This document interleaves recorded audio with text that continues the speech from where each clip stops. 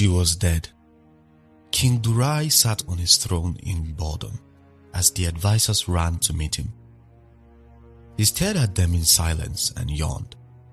This was the 8th wife who had died, and it was his 8th marriage. He stood up and went into his inner chambers. Inside, he looked out through the small window. His heart pounded and his head ached.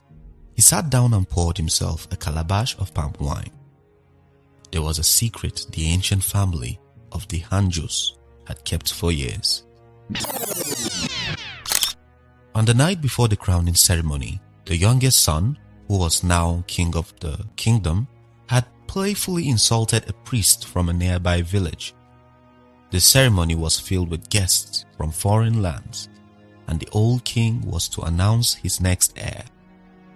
All sorts of dishes were displayed, and the old priest arrived looking dirty and gaunt. The young prince at the time found his appearance strange and laughed at him. He called his friends over and ridiculed the man. The priest was in charge of the coronation alongside another priest from the prince's kingdom. Hanbili was a kingdom that had emerged from another kingdom, and as such, before the coronation of any king, a priest from the former kingdom was also required. The old priest felt insulted and informed the king that he will not be able to carry out the ritual. He was then allowed to stay in Hanbili for a week. Although disappointment and suspicion arose, no one dared to question him. The old priest had come with his grandson, who accompanied him everywhere. Durai, who was still the young prince at the time, had gone into the village forest to hunt. Unknown to him, the old priest had sent his grandson, Dunju, to pluck some herbs required for the festival. Durai paid no attention to his instructor and fired an arrow. The arrow struck Dunju directly in the head. Durai's inspectors rushed over to the boy, but Durai ran home to meet his father. When the old priest discovered the slow passing of his grandson, he was heartbroken. The king made no effort to acknowledge his son's wrongdoing and instead demanded that the old priest quickly carry out the coronation. After Durai was crowned king, the old priest declared a curse. He proclaimed that Durai will never know joy in his home, nor through his offspring. The king's guards dragged the wounded priest away, and he was never heard from again.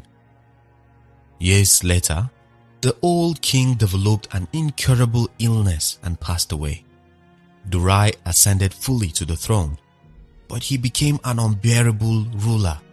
His cruelty knew no bounds, and there was no trace of empathy in his judgments. His subjects lived in constant fear and avoided anything that might bring them close to him. The only obligation placed upon certain families was to surrender their grown daughters for marriage to the king. Any form of resistance brought severe punishment upon the entire family through heavy taxes and violence. When the first queen, Adana, was taken as his wife, there was joy throughout the land, because many believed that love would soften the beastly king's heart. The title, beastly, came from his ruthlessness, but the people will soon discover the darker secrets hidden within their king. Adana's beauty was a source of pride to her family, and her generosity was known to all. Yet, after her marriage, she became silent. Many within the palace claimed they had seen King Durai shouting at her. Others said he never spoke to her at all, and that loneliness had made her mute. No one truly knew what troubled Adana because she never spoke of it. Then, one day, a sorrowful announcement spread across the entire village. Queen Adana was dead. A private burial was held for her without the presence of her parents. As tragic as it was, 3 months later, the king married Oswana, and the same pattern repeated itself until the death of his 8th wife, Rosandi. Everyone believed Rosandi's case would be different. Durai seemed more receptive towards her, and she appeared to have greater involvement in the internal affairs of the kingdom. However, rumors soon began to spread that the king had no offspring. The matter became so widely discussed, even in the marketplaces, that it began to trouble Durai. Shortly afterward, Rosandi's death was announced. With fear now gripping the people, no young woman was bold enough to walk freely in daylight, and what was once considered a source of pride had now become a burden. Some families quietly encouraged their daughters to run away or seek refuge among foreigners. When Durai became aware of these actions among his subjects, he built high walls around the village and stationed a heavy military presence at the borders. His advisors grew worried and voiced their concerns. They warned him that he will soon become a middle-aged man, and at that age, fathering a child might become difficult. After hearing this, Durai's desperation and harsh disposition only increased. He sought out different women, many of whom he did not intend to marry. They were enticed with promises of wealth and opportunity. Yet, those who dared to lie with the king met the same fate. They died. None survived for more than 3 months. Chaos slowly spread throughout the land, and many of the people began plotting riots against and betraying their king. Durai's desperation gradually turned into anger. He sought out every herbalist and priest he knew. After a long search, he was approached by a diviner named Juko. Juko told him that he would need to seek a wife from another village. Once he arrived, a ritual would be performed on her. Durai agreed to her plan. The next day, the king's spies and servants were sent to a neighboring village. 2 days later, they returned with a hooded figure. The figure was taken into the throne room and revealed before the king. She was a young and beautiful woman with rare emerald green eyes. According to those who knew her, she had been born that way. While her unusual presence made some members of the council uncomfortable, Durai was completely entranced by her.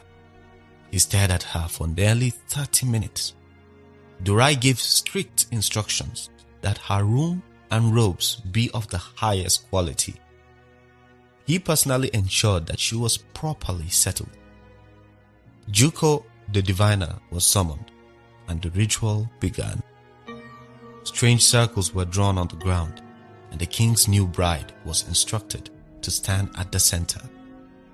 Various oils and powders were poured over her. Juko continuously shouted strange chants and incantations. After a while, she stopped. Nothing happened. The bowl of water placed in front of the bride remained still. Durai demanded an explanation, and Juko explained what had happened. The ritual was meant to test the woman's purity and strength, and she had passed. Durai nodded, and a wedding ceremony was conducted almost immediately. The new bride, Ruby, was introduced to the entire kingdom of Hanbili. Ruby was immediately disliked by the subjects. The mothers of the deceased wives held deep grudges against her. She rarely left the palace walls because Durai sensed the hatred his people felt towards her. Ruby was also a very quiet woman. She rarely spoke unless she was asked a question. This did not bother Durai. In fact, he questioned her more often because he longed to hear her voice.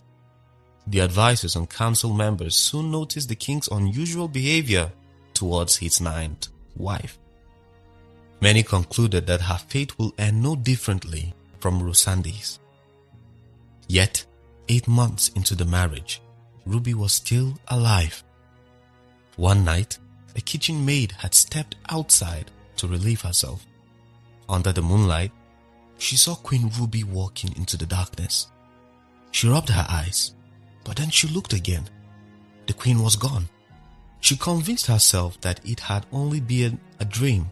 3 nights later, Aika, the kitchen maid, saw Queen Ruby again. Her emerald eyes glowed in the dark, and her skin shimmered like gold beneath the moonlight. Aika tried to scream, but she could not find her voice. The last thing she saw before fainting was the queen's emerald eyes, and they looked furious. When Aika woke up, she was mute. The other maids were puzzled because she had spoken clearly the previous day. Aika was assigned lower duties, and later she received news that she would have to leave the palace. Aika knew the order could only have come from the queen. After 8 months, Queen Ruby's disposition began to change. She became more outspoken and active. She asked the king for whatever she desired, and Durai granted it to her. Once a full year had passed, Durai knew it was time for him to have a child with Ruby. Whenever he brought up the matter, she would quickly change the subject. It became so frustrating to Durai that he eventually warned her sharply. During her year in the palace, Ruby had observed several things that made her suspicious. She noticed that Durai ate meat every single day. It was part of his routine, and there was never a day he went without it. They also slept in separate rooms. The king's inner chambers were located far from the main palace. It could take up to an hour to reach there. Ruby often wondered what he was hiding, even from his own wife. Yet, because she carried secrets of her own, she never questioned him. On the night she was invited into his chambers, she dressed in the finest silk and anointed herself with fragrant oils. She was carried on a wooden chair by the servants to the king's inner chambers. It was a tall building that housed more than one room. When she arrived, the servants left quickly, and the young king welcomed her. The room was scented, and she could tell he was eager for the night. When she entered his bedroom, she saw that it was a very large room, but something struck her. The designs were ancient, but the scratch marks looked new, as though an animal had recently fought its way inside. Durai took her hand and led her to his bed. He asked her to sing for him, and she did just that. He went to observe the sky. It was slowly drifting towards midnight, and he could tell. He excused himself and locked her in his room. Ruby left the bed where she had been seated and went to the door. She placed her ears against the door, and what she heard shocked her. Growls like that of a beast. It was shouting, almost in pain and agony. At first, she feared for the king's life, but slowly, her concern turned into questions. Why did the beast appear only after the king left? The animal wasted no time scratching at the door. Ruby stared at the door and smiled. The next morning, Durai opened the door and found Ruby sleeping peacefully on the bed. Pained that he had not been able to touch her the night before, he attempted to do so immediately, but the messenger bird arrived and dropped a letter. It was a reminder of his meeting that morning. He sighed and sent Ruby away. Durai did not send for Ruby for the next 2 weeks. Many servants saw him coming in and out of the council room. After a week, she went to the king's inner chambers without permission. She stayed outside, waiting patiently for the creature to appear. As she crept closer, the midnight moon rose, and she heard the familiar growl. She saw it, the most horrifying creature she had ever laid eyes on, and it was enormous. She searched for the king, but he was nowhere to be seen. Confused, Ruby quietly made her way back to her room in the other palace. Fear slowly filled her, and she knew she had to return home. The next day, Durai granted her permission to return to her homeland. He wondered why she had suddenly wanted to leave. but he asked her to return as soon as possible. Ruby went home and returned in 3 days. A sudden war broke out against a foreign land, and it was a ruthless war, and Durai stood at the center of it all. Despite the wrongs of their king, the people remained united and fought with all their strength.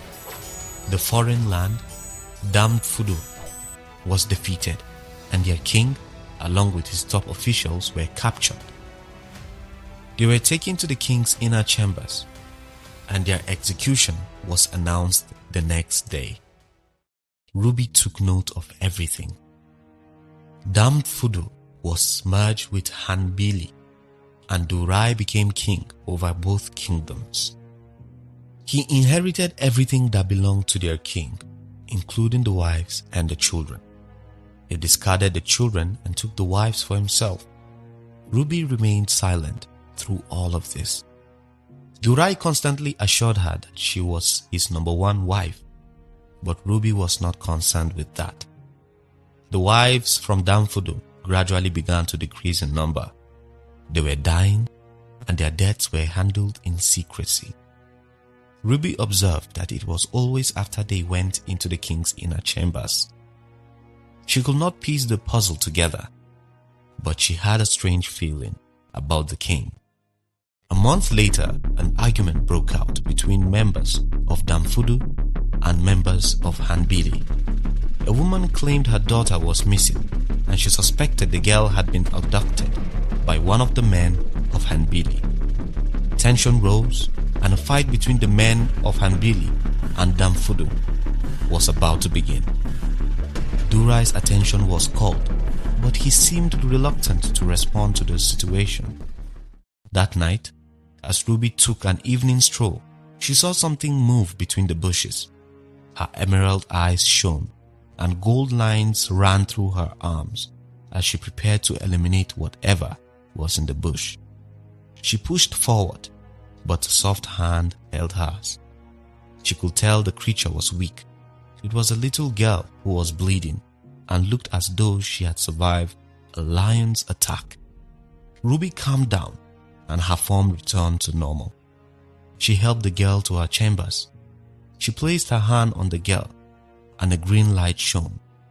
The young girl's body was restored. The girl, whose name was Yaya, was about to scream in joy, but Ruby told her not to. When Yaya slept and later woke up, she told Ruby what had happened. Some days earlier, palace guards had come to her and told her that the king required her presence. She was dressed in her finest robes and was excited to meet the handsome and much talked about King Durai. She did not inform her mother and followed the guards through the rocky paths. She met the king and followed him. Excited that she might bear his heir, she accompanied him to his bedroom. King Durai placed her on his bed and left. Moments later, she heard the door open, but it was not him. It was a creature. Yaya gave the same description as the one Ruby had seen. He tried to kill her, but she fled for her life.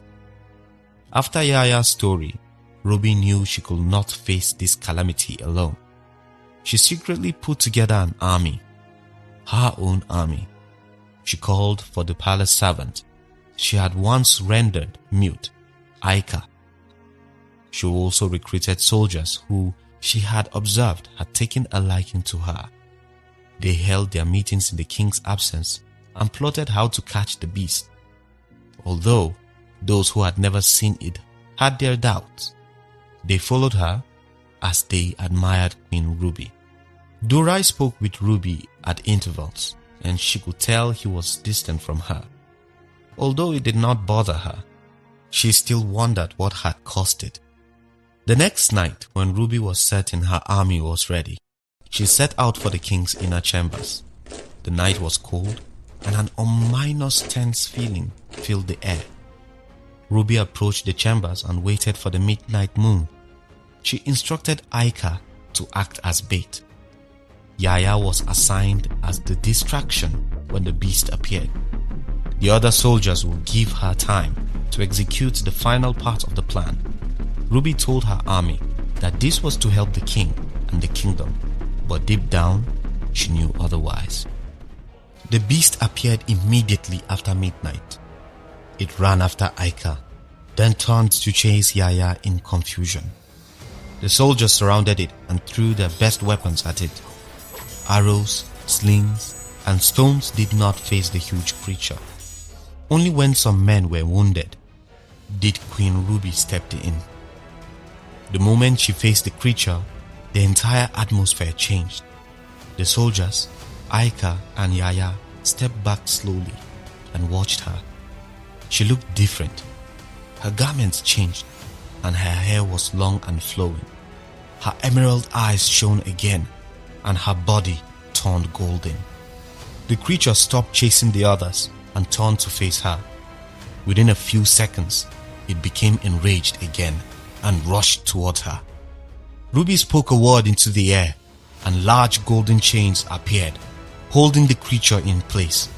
While it struggled against the heavy chains, Ruby brought out a knife and split her wrist.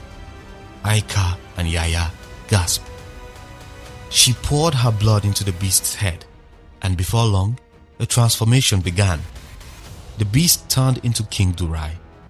Everyone screamed, but Ruby only stared and began to laugh. She laughed so hard that the entire palace felt silent. Then she changed from her celestial form back to her normal form. She looked at King Durai and spat on him. As she began to reveal her identity, Durai panicked. The old priest, whose grandson had been murdered by Durai, had a granddaughter. After the old man passed away, she continued his legacy, taking up the role of priestess in place of her brother. Ruby was her daughter and a descendant of Dunju and the old priest. Fear gripped Durai and he felt his strength fading. Ever since her blood touched him, he sensed he was under her control. She pronounced judgment on him and as queen, banished him from the land. Durai was sent into exile. He roamed the barren lands like a wanderer. Before he left, she made a public spectacle of him as the beast and revealed his story to the people. She spoke of how his evil deeds had earned him a curse and how he had killed many wives and innocent people. Durai saw the anger and fear in his people's eyes. Because of his crimes, none of them stood up for him. They let him go. He felt guilty. The silence and the dryness of the land and his thoughts tormented him daily with fragments of memory. He laid on the ground and hoped for death. The people he had killed could never come back. He had never intended to hurt his wives, but in his beast form, he became bloodthirsty. He had cared deeply for Ruby. He fought every urge to harm her, only to later discover who she truly was.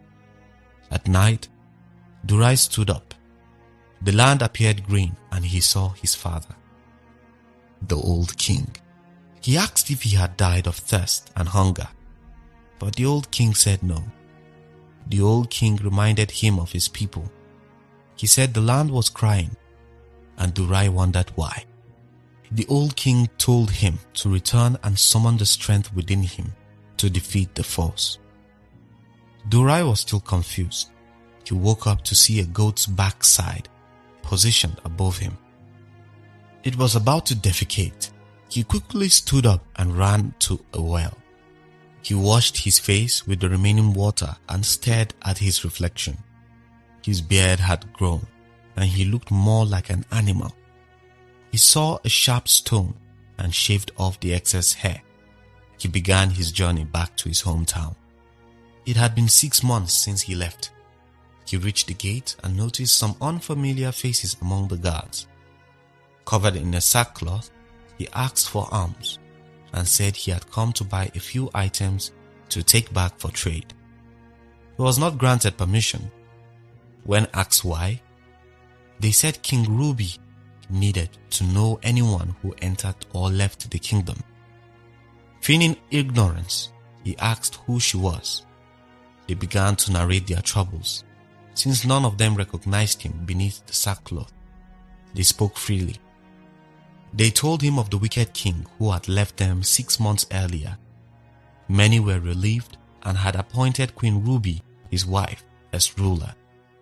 They celebrated her, believing they were finally free from bondage, until Queen Ruby changed.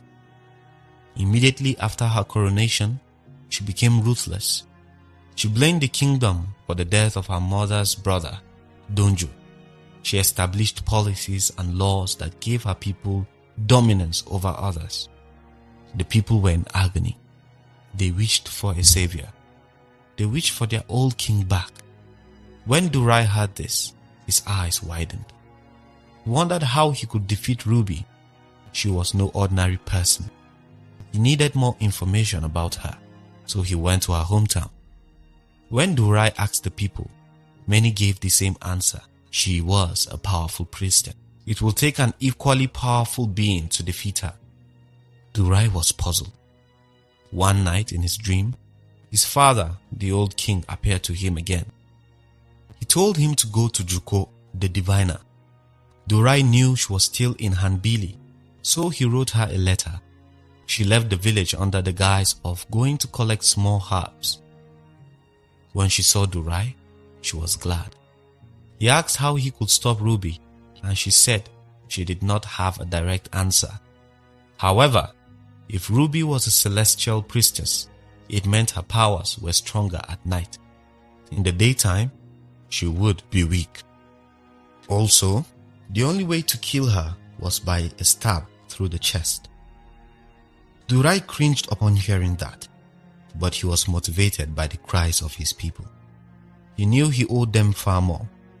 Juko helped him gain access into Hanbili as her apprentice. Covering his face with a sackcloth, he looked at his kingdom.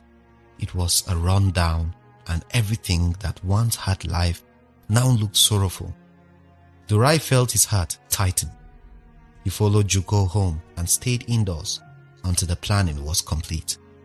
Now, King Ruby was preparing to host her monthly celebration.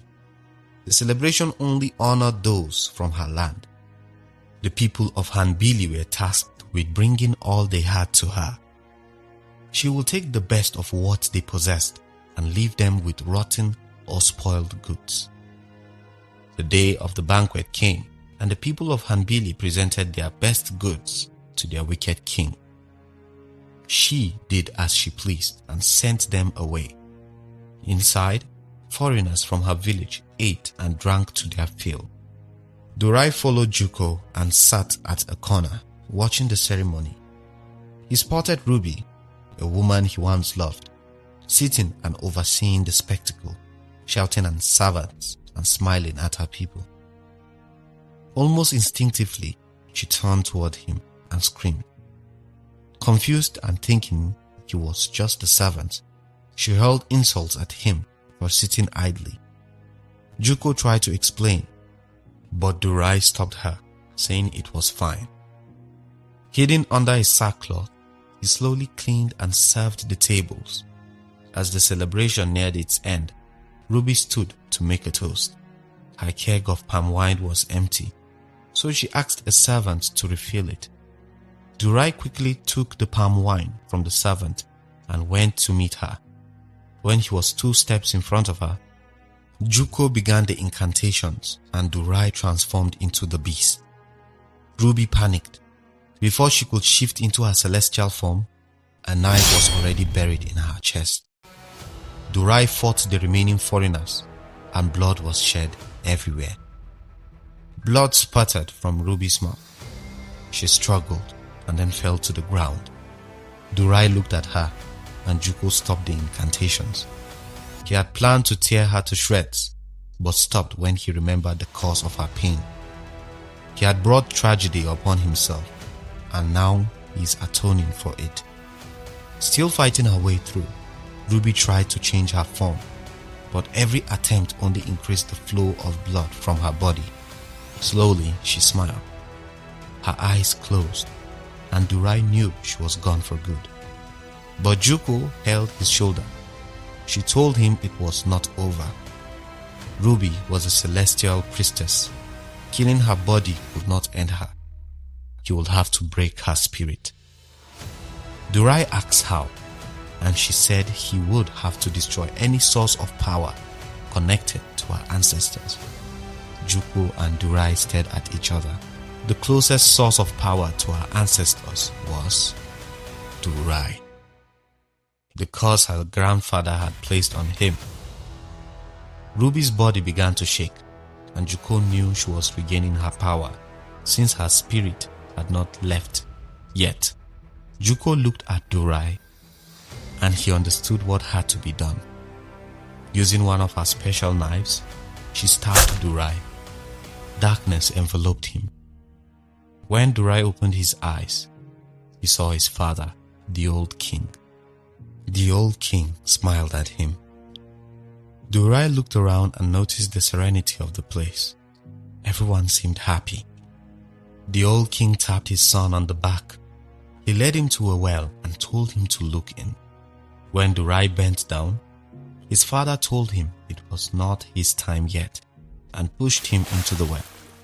Durai opened his eyes again, but this time everything felt heavy and his whole body was in pain. He saw Juko standing in a corner, giving instructions to a young servant. He also felt a hand rubbing his head with a cloth. When he looked, it was a young servant woman. He stopped her with his hand, but Juko assured him that she was a good person. Her name was Natari, and she was from Damfudu. Durai still felt uncomfortable around women. Thoughts of past events played through his head. Natari excused herself when she noticed his discomfort and left. Juko gave him a stern look but continued with his healing process. She said it was the work of the gods that he had survived. She also told him that Ruby stopped breathing immediately after she stabbed him. Her body was burned and she was gone. While this brought Durai some relief, the pain he felt worsened. He developed a fever and began shaking, but Juko calmed him down. For 3 months, Durai stayed in his chamber, recovering. The former inner chambers were demolished, and he moved into the main castle. When he could eat normally and regained his strength, he addressed his subjects. The afternoon sun was dim, and the people gathered with murmurs. Many had heard of his bravery against Ruby, but they also knew of his crimes. Durai knelt before them, and the entire village fell silent. He said he wished to be dethroned. He apologized for all the wrong he had done, and said he deserved to be placed in a dungeon and serve out his punishment. The chatter among the people rose, but the chief of the council silenced them. They told King Durai that they will need more time to come to a decision. King Durai left, and the address was postponed. Inside the council, some middle-aged men argued heatedly. A majority said the king should be dethroned, while others supported him. When the tension became overwhelming, the chief of the council silenced them. The verdict was ready. The next day, an address was called. Durai stood among them. The chief rose and addressed the people. The verdict was simple. King Durai will be given another chance. Those in support quickly cheered, but it came with one condition. If there was any mishap or death linked to him in the first few years of his rule, he would be killed. Everyone trembled at the final condition, but Durai nodded in agreement. He spent the next few years rebuilding the city walls, the military, and agriculture, and Hanbili became very strong. He also granted Damfudu a new king, but one who would reign under his authority. Foreign trade continued, and the city flourished. The last and most important thing he did was promote Juko. He rebuilt her hut and gave her a place in the palace. She was highly celebrated among the people. No one spoke of a child, but Durai knew. He was slowly becoming an old man. He was not sure how to find a wife, or if he even deserved one. One day, as he visited the borders of Damfudu, he was invited to a game of arrows. Remembering what had caused his dilemma in the first place, he disagreed. But the king of Damfudu and his advisors insisted. As Durai steadied his bow, a thought flashed through his mind, and the arrow flew in the opposite direction. In panic, Durai ran to see what the arrow had hit. It had struck a fruit in the servant's basket. The servant looked familiar. It was Natari. He quickly apologized and withdrew from the game.